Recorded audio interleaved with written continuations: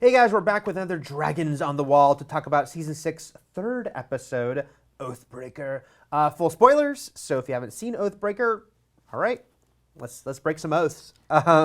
So right off the bat, we have to talk about a character that if you haven't seen Oathbreaker in the last episode, hey, Jon Snow. Jon Snow, that guy. It's so funny because so much speculation about the season is Jon Snow alive or dead, that now that he's back, it's like, oh, this is the Jon Snow season. His storylines, I think, thus far, even when he was a corpse, have been the best parts of the show. Yeah, because it's, Jon, that's the reason that so many of us thought Jon has to come back is because it would have just stopped the story in so many ways. So yeah, now that he's back and back surprisingly early, right, he's once again a major player in this story. God, the end of the opening of this episode and the closing of that episode, which are the two Jon Snow scenes, were two of my favorite parts. I loved his coming out. Yeah. I did expect, given all the talk about how has resurrection affected this character, I expected him to be a little bit different. But he did seem really tormented by the idea of first of all, there was nothing after death. Yeah. And also that he shouldn't be here. This is going against the laws of gods and man, right? Yeah. He is brought back from the dead and that's off. But yeah, I love that. And then the way it closed with him just giving good old Dolores Ed, the Lord Commander. You got this. Cal. Yeah, he's like, you're fine. And now my watch has ended. Mic drop. Right. Now it's interesting though, because there's that line said to him about basically you'll be fighting, I'm paraphrasing, but you'll be fighting the wildlings battles forever. And that does go into the question of, just what is his future? And, we saw with Beric, the whole he keeps being, he's resurrected over and over and over again. Is that's what's fated for Jon? Does he have to, can he just be hey, don't bring me back if I die again? And is there peace in his future, or is he just an undead warrior forever? Well, this makes me feel and this, I don't know, reminds me a little bit of Battlestar Galactica, and that's all I'll say about that, where I feel he's resurrected for a purpose, and now I really feel if he dies at the end of Game of Thrones, that will be a happy ending for him. It will be a complete arc for him. I think so too, because it now that he's been resurrected, it seems way less likely that the show will end with him on the Iron Throne. Right. Where once that seemed like a big chance of that, now it doesn't seem right. Yeah, like you said, I think it is. He's back to do something to help accomplish something, but then he'll be done. And I don't think that he'll necessarily be fighting the wildlings battles. We obviously know there's this big battle to be fought against the White Walkers and the Night's King, but I do think it's interesting in the Ramsay Bolton storyline how it does seem like forces outside of Jon's control are going to force him into action that he might not have otherwise done. And I keep going back to this big battle we know is coming between the Boltons and the wildlings and maybe some other people in the north, some other houses in the north. So I feel like it's building up to that, but I still don't think that's Jon's purpose here. Right. Plus, it's kind of an old way of thinking of things for people that are going by these sort of old both alliances and enemies, because the wildlings enemy is the same enemy. The White Walker is going to be everyone's enemy. So if you're kind of right now, there are people ignoring that or just don't even have it on their radar, like Ramsay. Right. But soon it's going to probably affect everyone. Let's talk about the title of the episode, Oathbreaker. The most direct reasoning for this clearly would be the end, because Jon Snow, Night's Watch, leaves it all behind. Though I technically don't think that's him breaking his oath. Right. I think that's caused some confusion with people. Why is it called Oathbreaker? If Jon died, his watch ended, that is okay, that's the end of it. I think technically the other people, when they mutineered, broke their oaths. Right. I think that was brutal, the fact that the way we saw them die, and I think, no one has ever dies that quickly from being hanged, right? But yeah, I think it's interesting how Oathbreaker applies to so many other characters in the show as well, especially Dany. I think Dany's storyline definitely showed her being an Oathbreaker, even if she didn't view herself that way. And even as viewers, we'll talk more about this later, even as viewers would never have wanted her to go by her oath and stay there and go to, Khaleesi Widow House, which is a great reality show Widow House. coming to VH1 this summer. So, definitely catchier than By Stothrock. Right. But that was supposed to be what she should have done if she'd gone by sort of the rules of the Dothraki. She did not. So she is considered a Oathbreaker by these other Dothraki women, well, the Dothraki in general. And then there was some interesting, we were talking about Arya and sort of, did she break her oath in a different way? And also the big flashback, the big Tower of Joy flashback, which I was like so excited about. There's some, I don't know if Ned necessarily broke an oath, but he did break this aura of being this perfectly honorable man when we see that he and Howland Reed killed Sir Arthur Dayne by stabbing him in the back, which was like traumatizing to Bran to find out that his father, who he held up on this pedestal, actually maybe didn't deserve to be up there. So I think Ned also could go into this theme of the episode of Oathbreakers. Yeah, but it's always, it's such different ways. Like, with Arya, it's like if she broke an oath, she took someone off a list of people to kill, at least for a while, which was her own personal vow. And was that a good vow to have, to one of vengeance? Of course, we as the audience are rooting for her to kill a lot of these people because we know they're despicable. But we like the Hound, so it was more like, okay, maybe that was a good oath to break. And then going back to Jon, whether or not you think he's breaking his oath to the Night's Watch, and I'm with you, it's like, hey, he died, man. He's got an out. Now, of course, the question is, where does he go? What's his next move? The other important Oathbreaker in the episode was the Umber, who came and brought his gift to Ramsay Bolton. Like, he is clearly breaking an oath, and it sure seems like the great John Umber is dead, which makes me sad because he's a cool character with a great name. So another big Oathbreaker, and that means bad news for yet another Stark. Yes. Well, okay. So first of all, let us know what you thought about, who were the Oathbreakers in this episode. Was it referring to all the characters we were talking about? Some, and are there some we didn't mention, perhaps, that broke some oaths along the way? Let us know in the comments of this story. Now, let's talk a little bit more about the Starks and more problems for the Starks. We got a returning Stark this week. We did. A lot of people were speculating that the gift that was in the promo would be Rickon. It was Rickon, a much older, more adult-looking Rickon. Yes. But before we get to Rickon, R.I.P. Shaggy Dog. Shaggy Dog. I yelled no for a long time. Like, we don't have many direwolves left, you guys. We need them.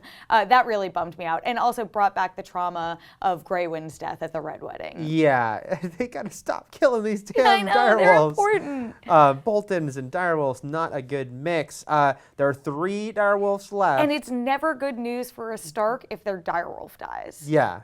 No, it's not.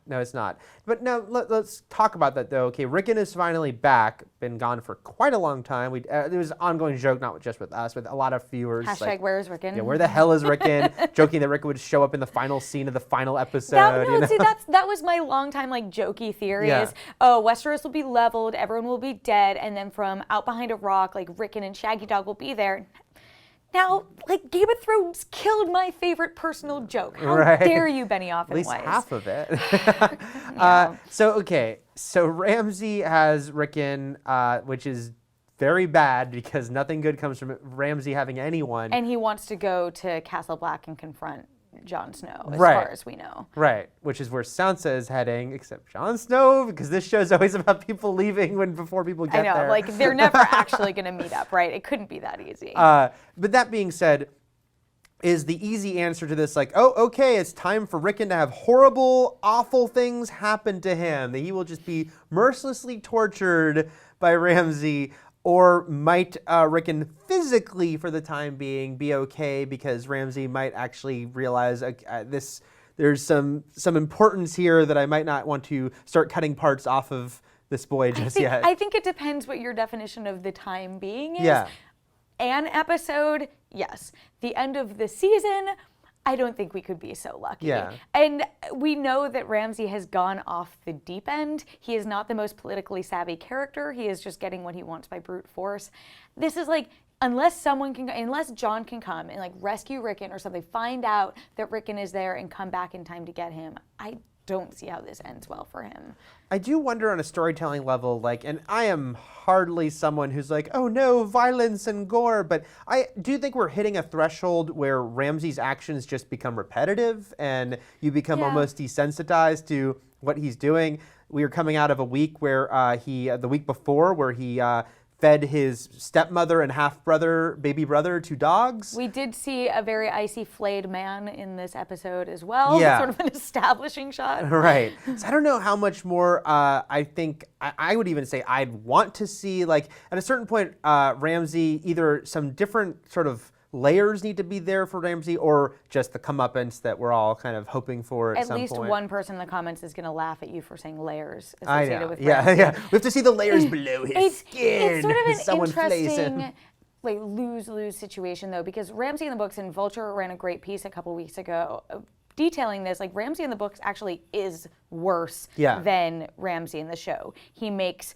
wolves rape his bride, like he makes Theon have sex with her, he starves people, makes them eat their own like appendages and things like that. So he's really messed up, and you really can't get away with a lot of those things in the show and still have Ramsay be a character. Like Ramsay is a character we know versus a character who other viewpoint characters in a show see.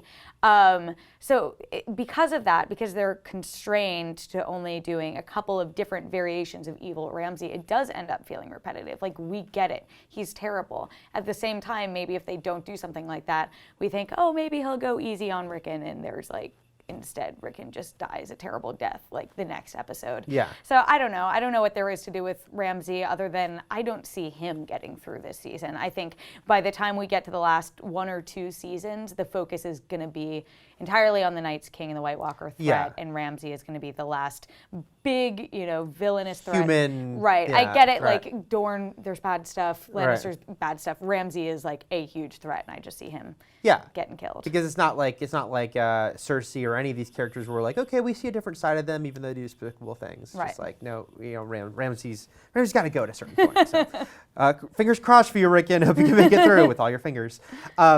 Let us talk about Arya this week, who she got a montage. She's gonna need a montage. Yeah, she got like a training montage. Should have played a song. Even faceless men get a montage. I wanted to hear like one of the songs from Rocky IV playing. Yeah. She's doing, but yeah, and it ended with good news for her. She got her sight back, and so it seems like she is fully. On the she's been embraced back into the fold fully, by saying she's no one. What do you think is next for Arya? Well, I think what's important about her storyline is not that she got her sight back, which was cool, but like all the things she was forced to say. Game of Thrones only has a limited amount of time to convey certain story moments, and I think they've been getting a little bit clever without it. The first is when she's forced to, talk about who Arya's siblings are, and she says 4 brothers, and they correct her.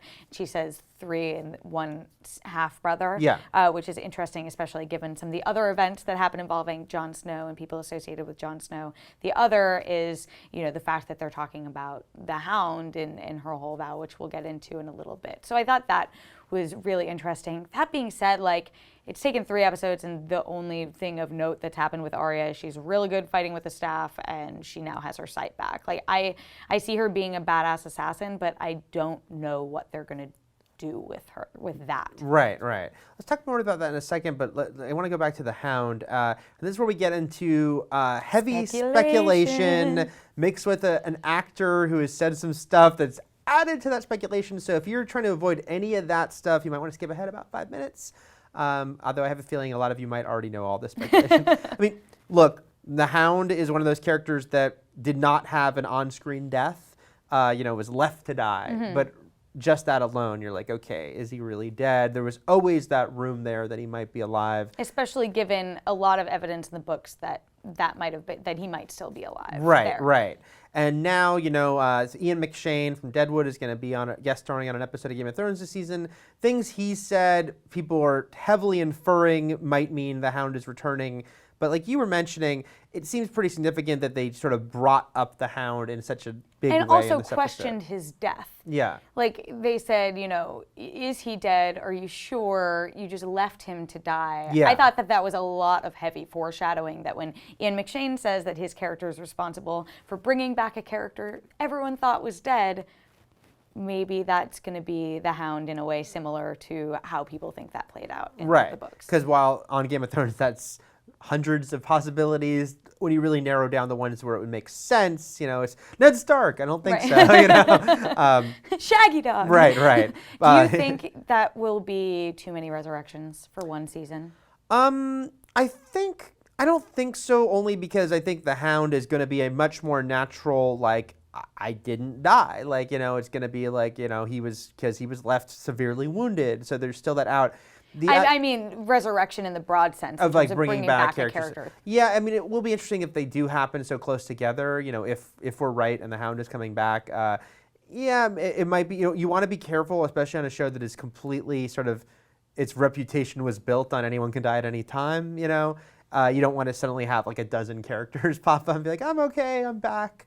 But I do think the Hound, if he is alive, will be such a different story than what's happened with Jon Snow. Yeah, I wonder if he'll be a small story or if he'll have a bigger role to play. And this is, again, getting into a little bit of speculation, but it was significant that Jamie and Cersei finally acknowledged fully what we all suspected, which is Sir Robert Strong is, in fact, the Mountain. And one of my favorite fan theories that people on the internet get so excited about is this concept of Clegane Bowl, which is that one day the Mountain and the Hound will fight each other again. Right. And I think the fact that, we have these two moments in this episode certainly lend themselves to that theory. And why not have the Hound come back then to defeat his brother, who's this zombie creature who seems to be indestructible or something along those lines. I could see that being a purpose there.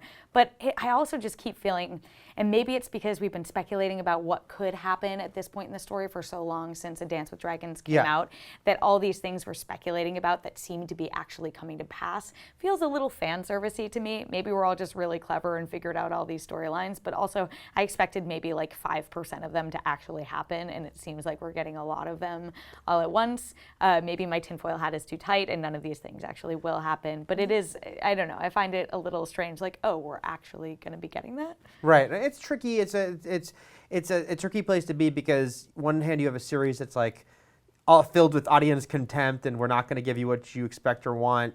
But on the other hand, we have a series that the books have been out forever. Well, they started a long time ago. So yeah, you've got now decades of speculation that people have built, plus all the new fans for the TV show. And with the time between seasons and whatnot, I mean, I agree with Maureen Ryan wrote for Variety, I believe, that with the Jon Snow thing, probably the biggest problem was simply that it happened there was the wait in between seasons. If it just happened in the middle of the season, it wouldn't be so bad. But that just kind of speaks to fandom and speculation at this point. People are gonna figure out where things are going. They're gonna make so many different guesses that the right one's gonna be part of it. Absolutely. So we'll see. As long as it's done in an exciting way, I'm cool with it. I want to talk a bit. You mentioned Arya and how we don't really know where her story is going and how that much hasn't really happened for her. When you think about it, because she lost her sight at the end of season 5, and then the first few episodes of this season where she doesn't have her sight, and now she got it back, but she's still in the same place. And we're talking about her and Dany especially, has two very popular and very cool characters on the show, but who right now are so removed from sort of the ongoing, what we consider sort of the central storylines of the show. They're really removed, and I think with Dany, it feels like we've seen some of this storyline already. She's in an interesting place in Vaes Dothrak, and I saw someone tweet last night, hopefully this means that Dany is going to lead the other widows at Vaes Dothrak and take over the world or something after amazing the reality like that. Show right? Actually, absolutely.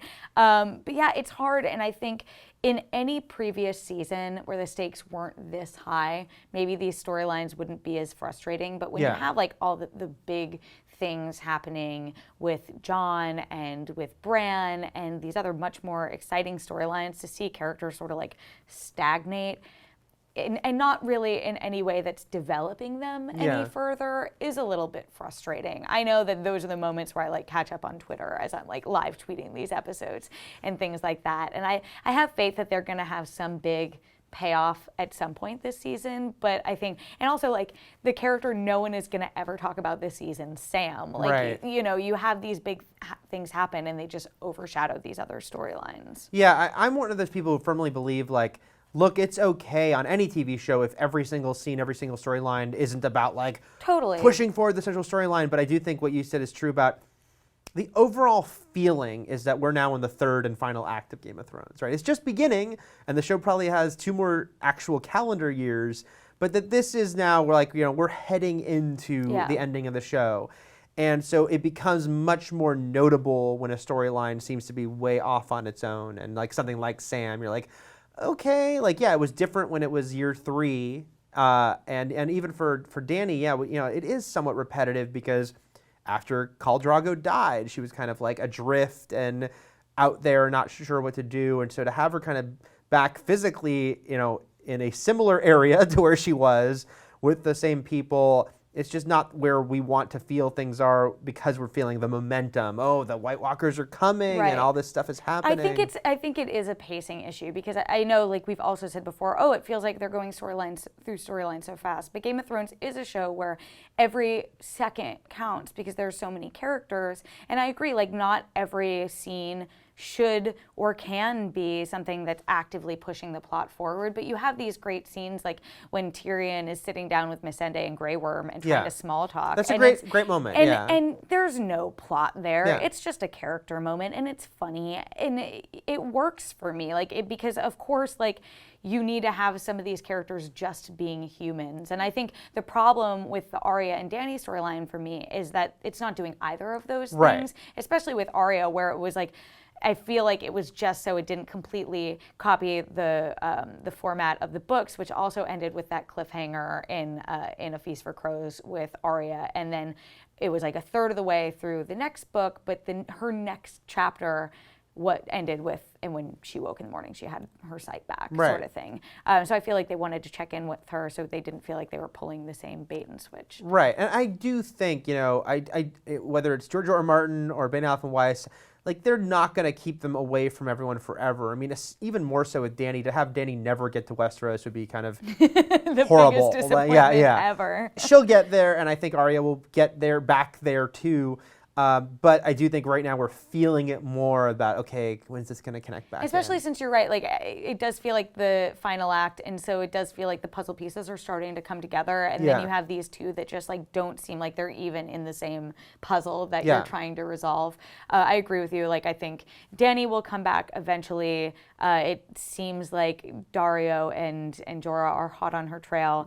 Arya is always a character who I'm a little confused about unless we know Jaqen got to Westeros fairly easy. Yeah. Maybe she's sent to assassinate someone or anything like that. But yeah, I'm curious to see how long they leave that connection back vague. Right. I'm hoping by the end of this season we get for both those characters a little more, pushing forward into Westeros. Because I love both those characters, but I want them to sort of be tied in more directly.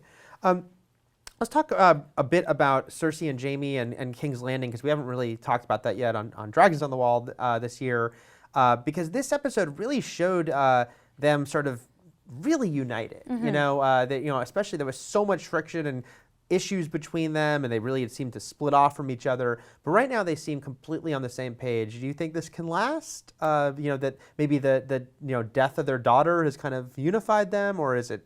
They're going to have to split. This isn't directly answering your question. I know I've said it before, but I really think this show has done a poor job at tracking the evolution of Jaime Lannister. I don't fully understand where he is as a character right now. I see physically where he is. I understand his actions. I'm not sure how we went from where he was with Brienne and when he came back to King's Landing, other than going through Dorne and seeing his daughter die, to where he is now, especially with Cersei. That being said, there's some interesting stuff going on. There's certainly doing some power plays. And I think for all that Cersei has said she should have been born a man and she's more capable than all these people, it's definitely benefited her having someone who is another notable figure at her side, and then the big imposing Hulk of Sir Robert Strong. We're building up to this confrontation with the High Sparrow. I don't know. I think I'm just so focused on Jon and Bran that I'm like, okay, cool. Like these things are happening. We'll see what your big power play is if there's another big fight that involves getting Marjorie out. And I'm always excited to have Olenna Tyrell be back. She's Yas Queen. She's the freaking best. Yeah. How about for you? I agree with what you said about. I do think they've to some extent sort of lost the thread on Jaime. because he's one of my favorite characters in the book, his arc, and I thought the show was doing a great job of matching that through all the Brienne stuff. Like, just to see the evolution of him and, where he was going and see the connection of him and Brienne. But yeah, it's been kind of murky lately, and the Dorne storyline helped no one, obviously. Right. And at the same time, I think they've been doing a strong job with Cersei, which, I think a lot of people are kind of not realizing how they've sort of been shifting on Cersei to the point that everyone's rooting for Cersei to take out these people. Cersei was a character that we were pretty much completely against, a couple years ago. I'm on Team Kevin Lannister still. I don't know if I'm rooting for Cersei yet. But I think a lot of people are. You're right. And I think that they've done a better job of, of just showing different facets of her so that it's not like, I don't know if it's not redeemed. It's just kind of like she is a fully realized character, But I do think there needs to be more with Jamie, because right now he's just kind of there, and we don't know. What does he feel about Cersei? Is he still in love with her? It seems like he is, based on what happened earlier in the season. I thought, I don't know. But I think we need a little bit more to kind of get inside his head and see, what is motivating him, because she has been shamed. That her son is in danger. Her daughter has died. And I love her power play line in this episode too, where she's like, anyone who's trying to take advantage of our losses,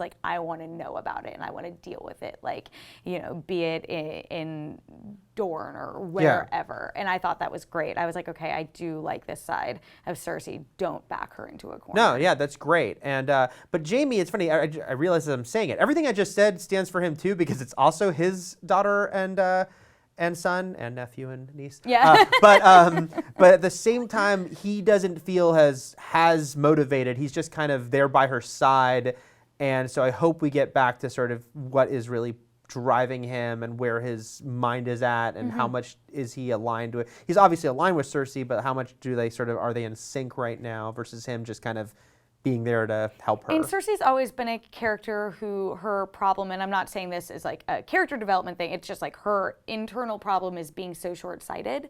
And so she's so hyper-focused on what's happening here that she has no idea what's happening elsewhere in the realm. And I'm really curious what will happen, if and when she overcomes this issue with the Faith Militant and, this grappling for power in King's Landing, when she's like, wait, what is happening up north? Right. And Roose Bolton is dead and Jon Snow is left the Night's Watch, and Sansa is doing all this stuff, and what's happening over with the Iron Islands. Maybe she never pays attention to those things. It wouldn't surprise me. But I think that'll be really interesting when the focus does shift away from this, and it seems like it must do that eventually. How do they react there? Yeah.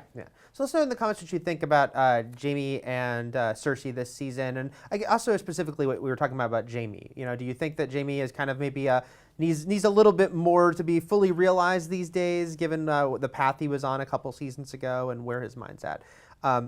Let us close out this week. Let's talk about a T-shirt just for this. Let's talk about Terri's new T-shirt she did buy just for this, and the brand of it all, and getting more looks into the past. This is building upon stuff we talked about last week, clearly. But the Tower of Joy. Don't worry about it. I only wrote 1,900 words about this. Yeah. I delved real deep. I would argue that this might have been one of the most important tidbits of information Game of Thrones, the show, has ever given to us. And again, we've talked a lot about this. I can go on forever about it. But I think a really important point that people haven't talked about, given the context of the vision, is why did the Three-Eyed Raven show this to Bran? Right. And, Isaac Hempstead Wright did an interview with The Hollywood Reporter last week where he said the Three-Eyed Raven is specifically showing Bran glimpses into the past. It's not like they just are happening upon these places, and Bran isn't choosing them. They're being brought there for a reason. And I think that it's really interesting that Bran not only see that, it's sort of like a bait and switch, because everyone can say, oh, well, it's showing to Bran that his father wasn't as honorable as he thought. I have this quote from David Benioff and Dan Weiss from the Inside the Episode that played after that I thought was really interesting.